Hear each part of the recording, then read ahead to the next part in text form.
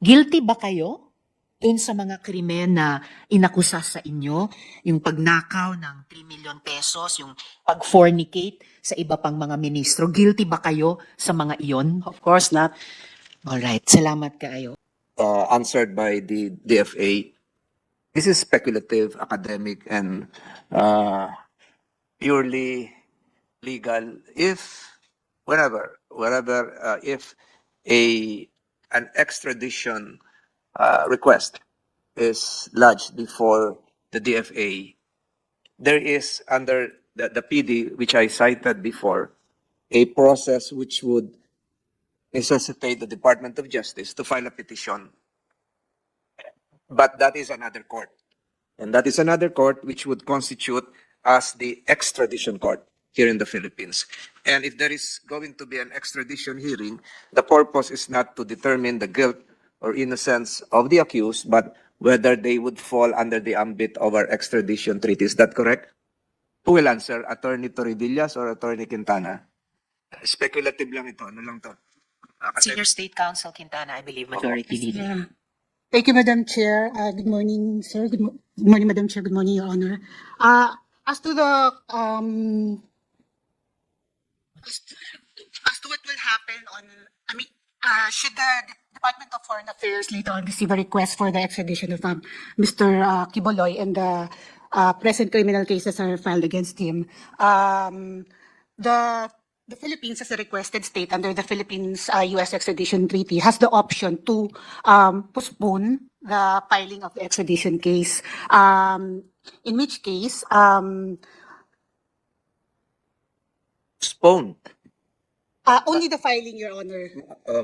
The extradition court would be constituted here in the Philippines. Yes, Your Honor. Not necessarily the court where the hearing is being Yes, conducted. it would be a separate proceeding, and as I mentioned, it might be postponed, or we can accept the request and file the case in a separate extradition case. This will not be a criminal court. No, Your Honor. As you correctly pointed out earlier, the extradition court is not there to determine the guilt or innocence of the subject of the request. Thank you, attorney. But my second question is related to the first question and to the previous questions. The extradition shall not be granted under Article 4 when the person sought has been tried, convicted, or acquitted. Tama po ba yun? So pag may pending case na rito at mabilis yung proseso, conviction or acquittal, hindi na siya pwedeng i-extradite. Is that correct?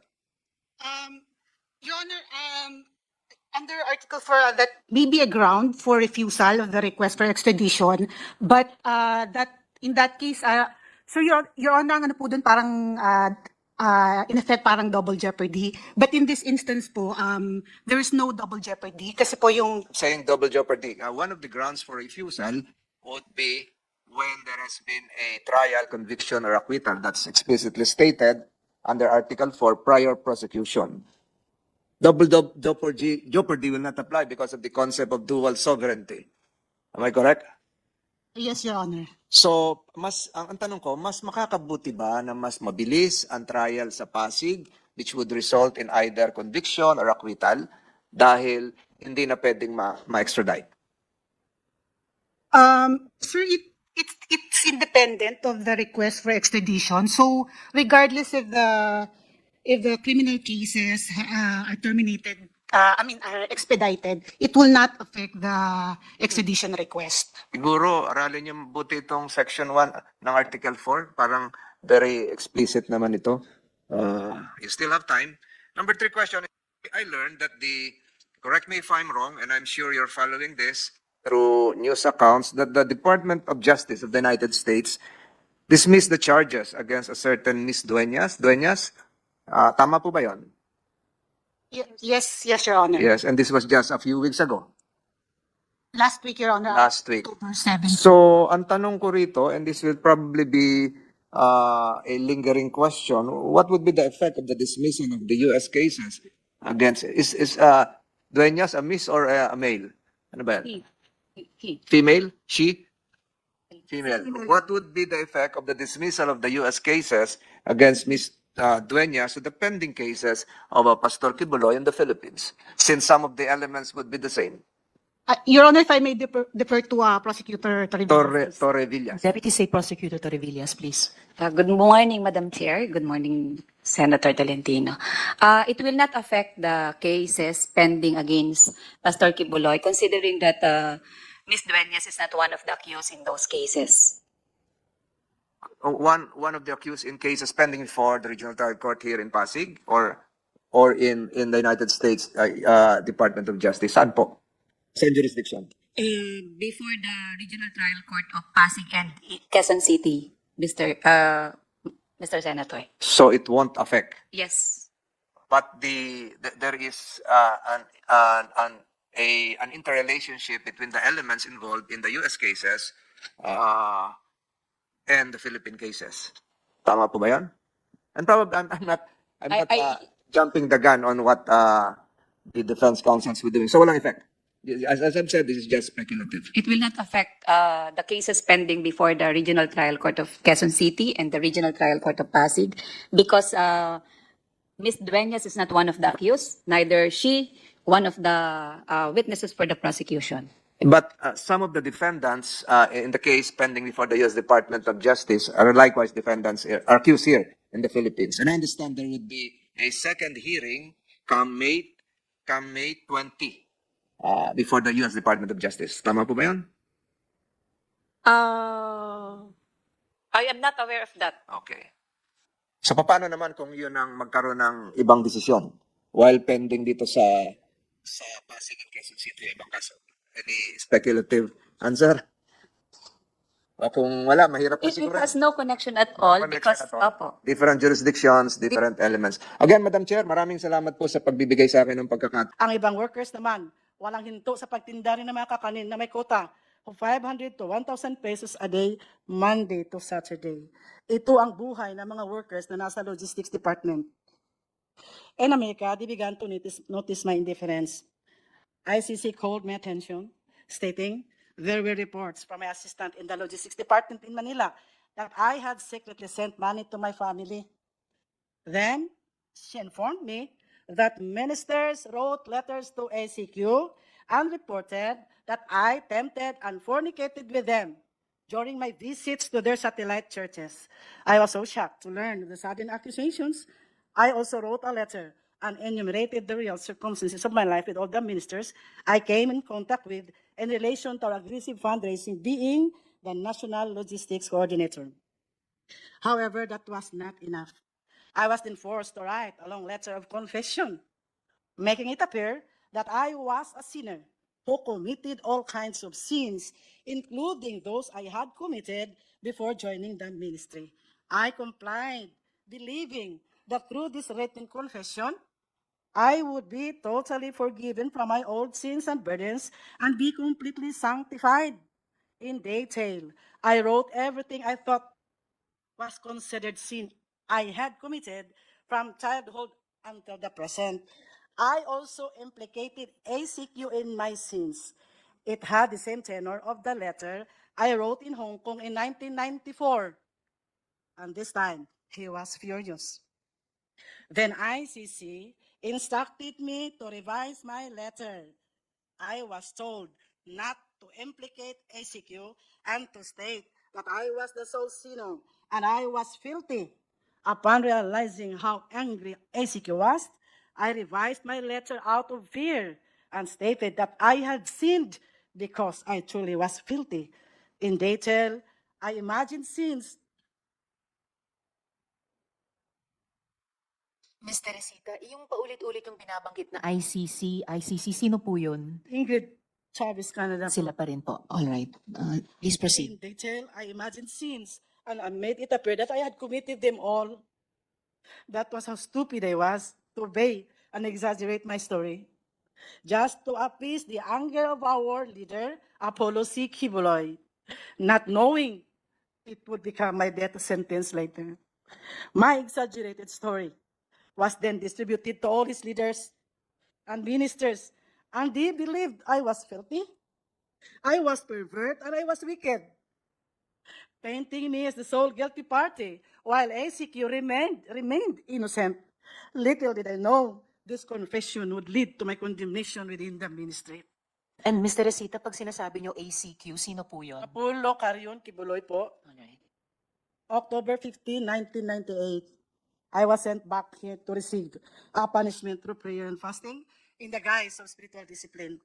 And the fasting they planned for me was beyond my imagination. It took me 7 months to suffer hunger and isolation in the mountain of Tamayong in Kalinan, Davao City.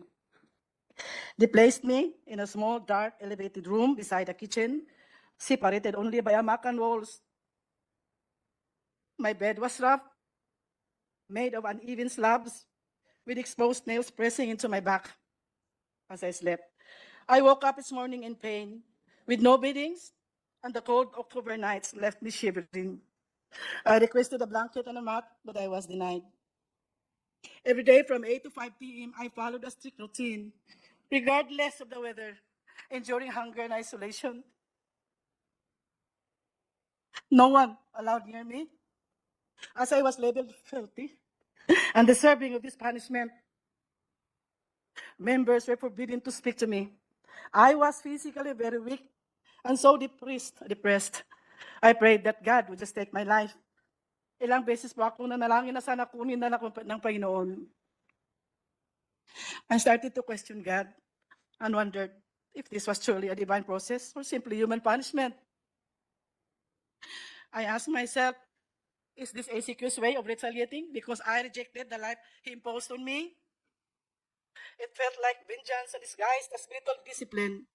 My only solace came from reading the Word of God from Genesis to Revelation over and over again. Every day was a struggle of faith. I struggled to believe that the process was still the perfect will of God for me.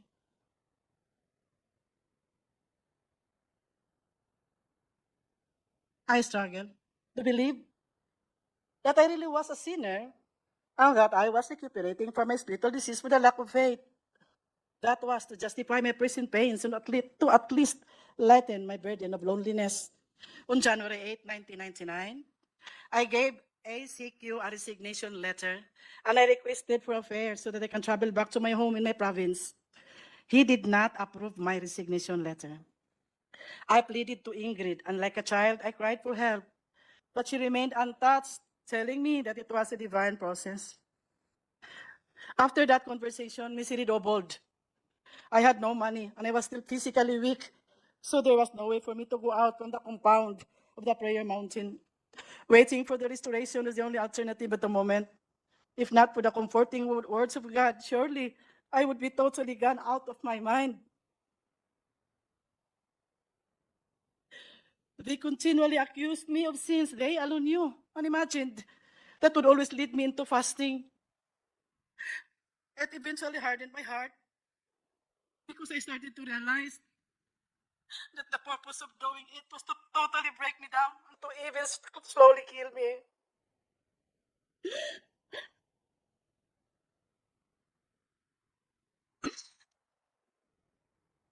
I no longer saw the reason to stay. I submitted my resignation as a full-time volunteer worker for the second time. But Apollo Carrion Kibuloy refused it again. A week later, on September 30, 1999, I decided to leave without asking for permission, determined to free myself from his control. It was only when I left out of the group that I finally clearly understood that the man I had believed to be God's chosen and holy was an impostor, oppressor, and deceiver. He manipulated me using his authority and power as God's anointed. I thank God that he took me out from his bondage, from that ambiguous feeling of fear mingled with so much love and loyalty to my Redeemer, Jesus Christ.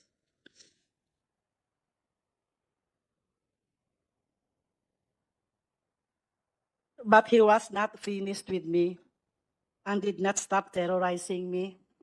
Alex Camia, his personal bodyguard, a full-time worker, once known to be a champion in gun shooting before he joined the group of ACQ, together with his team, kept coming to my place to harass me, serving a fake warrant of arrest to a minister who stayed in my house. This minister settled in my place after he was gunned down in Davao City but survived. The team of Alice Camia was apprehended, and when investigated, they had several firearms in the car, several plate numbers, and there was also a red plate. The registered owner of the car was Apollo C. Kibuloy. Because of their failure to serve the warrant of arrest, they blamed me for hiding the minister and filed cases against me of obstructing justice and grave misconduct and an act unbecoming a public official.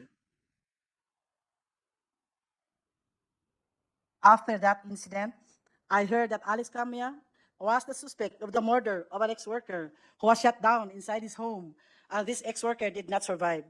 I was scared to death when I heard this news. My option was to remain silent because killing could have actually happened when Camia and his group came to my place.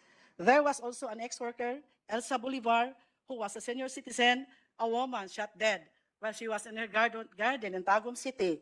I was so hysterical when pictures of her bullet-ridden body were sent to me because she had just visited me in my place before it happened. Fear consumed me, and I remained silent. 3 years ago, nagkausap po kami ni Alex Camia. Humingi po siya ng kapatawaran at nagsabi na siya ay nautusan lang po na kailangan din akong iligpit. Pinaniwala po siya na ako ay may malaking kasalanan at ako ay napakasamang babae. Nang tinanong ko kung ano ang aking kasalanan, sinabihan daw siya na tinukso ko raw si Apollo Caryon Kibuloy. Nakiapid daw ako sa mga ministro. Narinig naman po ninyo yung sa video. Nakipagtalik daw ako mismo doon sa workers' house at nagnakaw daw ako ng 3 million pesos. He even said in Bisaya, di ba nagtugot man ang Ginoo pagpatay sa dautan? Doesn't God permit the killing of the wicked? Doon ko lang naintindihan na kailangang i-declare ni Apollo Kibuloy sa lahat ng mga workers at members na ako'y makasalanan at napakasamang babae para magiging makatwiran ang lahat ng parusa na binigay sa akin at magiging makatwiran din kung bakit ako kailangang patayin. Apollo Kibuloy called me Jezebel, the temptress, using his pulpit to broadcast how filthy and evil I was. This became a pattern. Kung may mga workers na may alam sa kaniyang buhay, sa sikretong buhay at aalis sa kanyang kingdom, sila ay akusahan ng napakaraming kasalanan. He would always exaggerate their weaknesses at ipaniwala sa mga workers at members na sila ay umalis dahil may mga marumi at mga napakasamang mga tao. His followers only heard his side of the story, which was always filled with lies and twisted truths. The other side, our side,